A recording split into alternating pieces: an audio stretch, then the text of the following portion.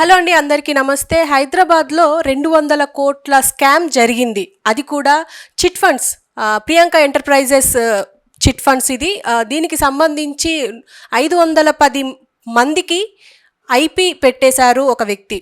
అసలు ఏం జరిగింది? హైదరాబాద్లో అంత మోసం చేయగలిగిన వ్యక్తి ఎవరు? అసలు ఎలా జరిగింది? అసలు ఆ బాధితులు ఎవరు? ఆ బాధితులు సార్ని ఎలా అప్రోచ్ అయ్యారు అనేది ఇప్పుడు ఆయన అడిగి తెలుసుకుందాం. సో ప్రస్తుతం మనతో పాటు హైకోర్టు అడ్వకేట్ మధు శర్మ మనతో పాటు ఉన్నారు. ఆయన అడిగి తెలుసుకుందాం. నమస్తే సార్. నమస్తే అమ్మా. సార్, ప్రస్తుతం మీరు అన్నట్టుగా ప్రియాంక ఎంటర్ప్రైజెస్ చిట్ ఫండ్స్ ఇది అసలు ఎలా స్టార్ట్ అయ్యింది? అసలు ఎలా స్కామ్ చేయగలిగారు? అది కూడా 510 మంది మీద ఐపీ పెట్టారు అంటే అది మామూలు విషయం కాదు. అసలు ఏం జరిగిందంట?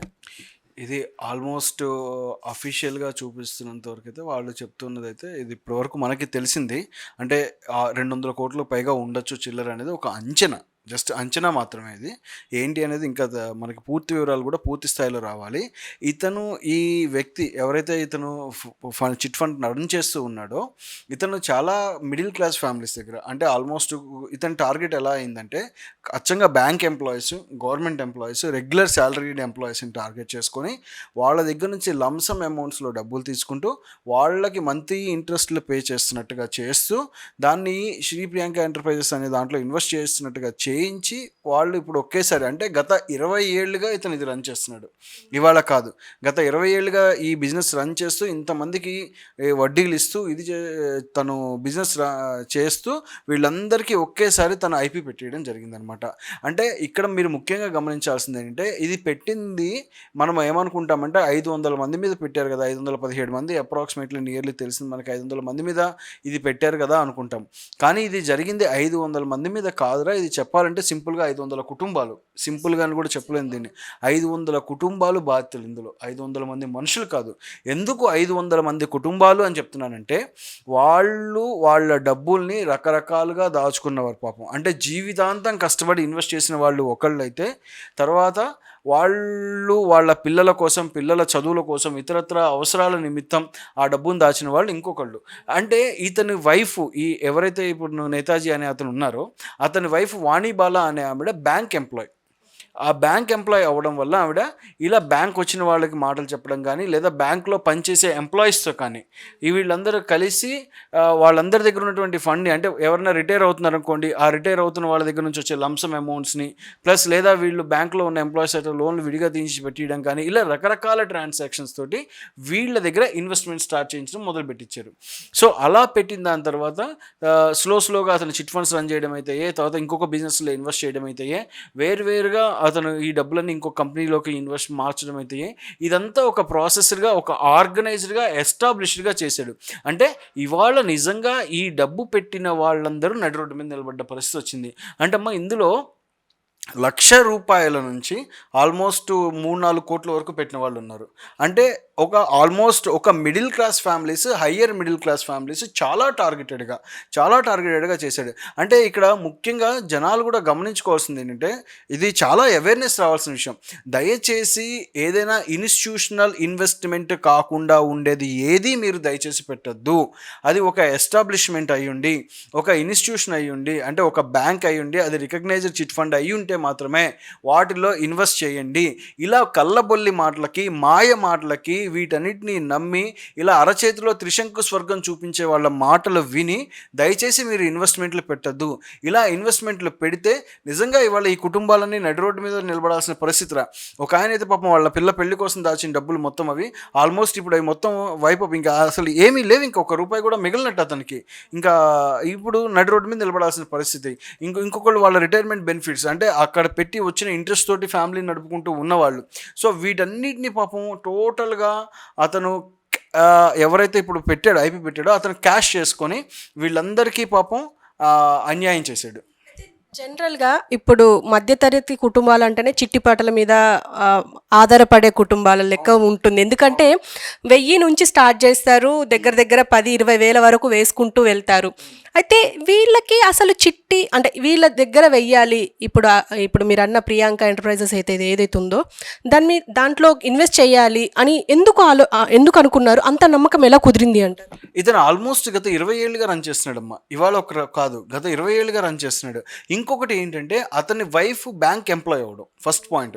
అతని వైఫ్ బ్యాంక్ ఎంప్లాయ్ అవ్వడం, రెగ్యులర్గా ఈ కాంటాక్ట్స్ ఎవరైతే ఉన్నారో ఆ కాంటాక్ట్స్ అన్నిటితోటి ఆవిడ పరిచయంలో ఉంటారు కదా. సో అదొక ముఖ్య కారణం. ఈ రెండిటి వల్ల చాలామంది ఇన్వెస్టర్స్ రావడం జరిగింది. నేను అదే చెప్తున్నాను, ఇవాళ చిట్టి పాటలు చుట్టుపక్కల వేసేటప్పుడు చాలా జాగ్రత్తగా ఉండండి. అంటే ఎవరంటే వాళ్ళు ఆర్థిక స్తోమత లేని వాళ్ళు చిట్టి పాట వేస్తున్నప్పుడు మీరు తీసుకెళ్ళి ఇన్వెస్ట్మెంట్ పెట్టడం అనేది సబబు కాదు. దీన్ని ఇప్పుడు ఇందులో ఏం చేశారంటే ఫస్ట్ చిట్టీలతో స్టార్ట్ అయిపోయింది. ఏంటంటే వీళ్ళ దగ్గర నుంచి డబ్బులు కలెక్ట్ చేయడం పెట్టి అతను ఒక బిజినెస్ రన్ చేస్తూ ఆ బిజినెస్లో వీళ్ళందరినీ క్రెడిటార్స్ కింద మార్చాడు. అంటే క్రెడిటార్స్ అంటే అప్పు ఇచ్చిన వాళ్ళ కింద మార్చాడు అతనికి. అక్కడ అప్పు ఇచ్చిన వాళ్ళ కింద మార్చడంతో ఇప్పుడు వీళ్ళు ఏమయ్యారు, వీళ్ళంతా అప్పు ఇచ్చిన వాళ్ళు అయ్యారు ఆయనకి. అంటే ఇది ఒక ప్లాన్డ్గా చేసిన వ్యవహారమే.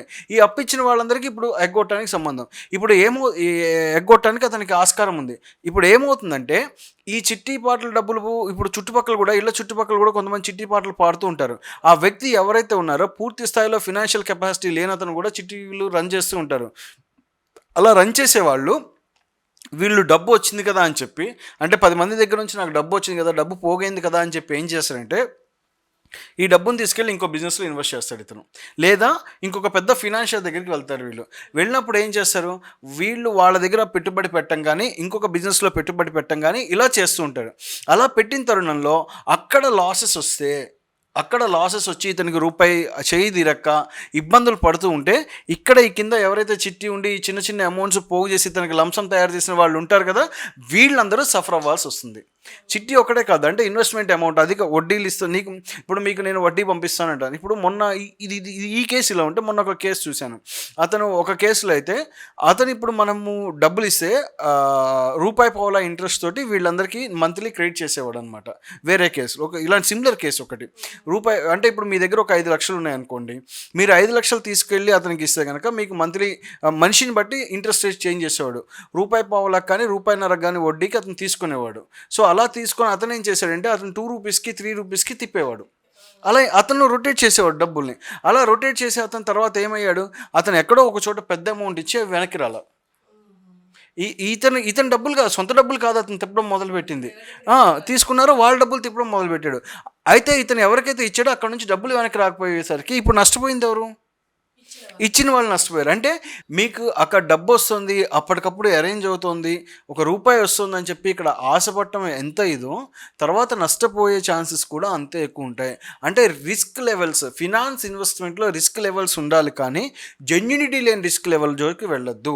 మీరు రిస్క్ చేస్తున్నారు, ఇప్పుడు అతనికి ఇవ్వడం అనేది రిస్కే, కానీ జెన్యూనిటీ లేదు. అంటే ఇలాంటి వాళ్ళు అతను చట్టం దగ్గర రక్షణ తీసుకున్నట్టు.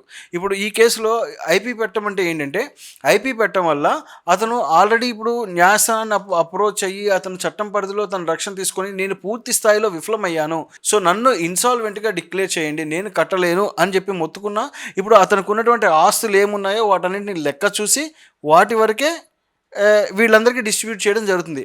అంటే ఇక్కడ ముఖ్యంగా గమనించుకోవాల్సింది అంటే మీ రూపాయి ఇంకొకళ్ళకి ఇస్తున్నప్పుడు మీరు తగిన జాగ్రత్తలు తీసుకోవాల్సిందే. అంటే సార్ చట్టంలో మరి వీళ్ళకి కఠినమైన శిక్షలు లేవా అంటే ఏం చేస్తాం, ఇప్పుడు నా దగ్గర అయిపోయింది, నేను పూర్తిగా డిక్లరేట్, నా దగ్గర ₹1 లేదు, నా దగ్గర ఆస్తులు లేవు అని చెప్పి అంటాడు. అప్పుడు మనం ఏం చేయగలుగుతాం, ఏం చేయలేరు. ఇప్పుడు అతని మీద కనీసం వీళ్ళు దాడి కూడా చేయలేరు. దాడి చేస్తే వీళ్ళ మీద తిరిగి క్రిమినల్ కేసెస్ అవుతాయి. నేను అందుకే చెప్తున్నాను, తిరిగి అంటే వీళ్ళ ఆస్తులు ఏమున్నాయో వాటిని ట్రేస్ అవుట్ చేస్తాం ఫస్ట్. ఎప్పుడైతే లేదా గత 2-3 ఏళ్ళుగా వీళ్ళన్న బినామీ ట్రాన్సాక్షన్స్ ఎక్కడ చేసి ఉన్నారా, ఎలా ఉన్నారా, వీటన్నిటిని ఒక రీసెర్చ్ చేయాలి. మళ్ళీ ఇతను ఎక్కడెక్కడ ట్రాన్స్ఫర్ చేశాడు ఏంటి ఇవన్నీ పట్టుకోవాలి. దీనికంతా ఇంత తతంగా ఉంటుంది. ప్లస్ అది కాక ఇతను వీళ్ళెవరికి చెప్పకుండా ఎక్కడైనా వేరు ఇన్వెస్ట్మెంట్లు పెట్టి ఉన్నాడు. ఇదంతా ట్రేస్ అవుట్ చేయాల్సి వస్తుంది. అంటే ఐపీగా డిక్లేర్ అయ్యాడు అనుకోండి, ఇన్ కేసు ఫ్యూచర్లో ఏమైనా ఎర్న్ చేస్తే మళ్ళీ తిరిగి పే చేయగలరా? అసలు ఐపీగా ఒకసారి అయ్యాక మళ్ళీ ఇంకా అతను కూడా కనపడ్డు. అంటే 20 ఏళ్ళుగా చేయలేనిది ఒక్కసారిగా చేస్తే ఇన్ని కుటుంబాలు ఇవాళ నడి రోడ్డు మీద నిలబడాల్సి వచ్చింది అనేది అది. సో చూసారు కదా, హైకోర్టు అడ్వకేట్ మధుశర్మ చెప్తున్న విధంగా ఒక మధ్యతరగతి వ్యక్తి సంపాదించడానికి ఎంత కష్టపడతాడో దాన్ని దాచుకోవడానికి కూడా అంతే కష్టపడతాడు. ఈ చిట్స్ అనో, చిట్ ఫండ్స్లో అనో, ఫైనాన్స్ అనో ఎందులో ఒక దాంట్లో ఇన్వెస్ట్ చేసి దాచుకునే డబ్బుని పరుల సొమ్ము అయిపోయేటట్టు అవుతుంది. ఇప్పుడు దాదాపు 500కు పైగా కుటుంబాలు ఇప్పుడు నడి రోడ్డున పడే అవకాశం వచ్చింది. ఎందుకు అంటే ఇప్పుడు వాళ్ళు దేనికోసం ఒక దానికోసం జమ చేసుకొని ఉంటారు. ఒకటి ఏదో పెళ్ళానో, ఎడ్యుకేషన్ అనో, లేకపోతే ఏదో కొందామనో ఏదో ఒక రకంగా దాచిపెట్టుకొని ఉంటారు. కానీ ఇప్పుడు డైరెక్ట్గా ఐపీ పెట్టడంతో ఇప్పుడు వాళ్ళు ఏం చెయ్యలేని పరిస్థితి. ఇప్పుడు జనరల్గా వాళ్ళ దగ్గర ఎలాంటి ప్రూఫ్ లేదు వాళ్ళు చిట్స్ వేశారని చెప్పేసి, జస్ట్ వాళ్ళు అప్పిచ్చారు అతనికి అన్నట్టుగా ఉంది. ఇప్పుడు దానికి ఎలాంటి ప్రూఫ్ లేకపోవడం వల్ల కోర్టు కూడా ఏం చేయలేకపోతుంది, ఎలాంటి న్యాయం జరగలేకపోతుంది అని అందరూ బాధపడాల్సిన పరిస్థితి ఏర్పడింది.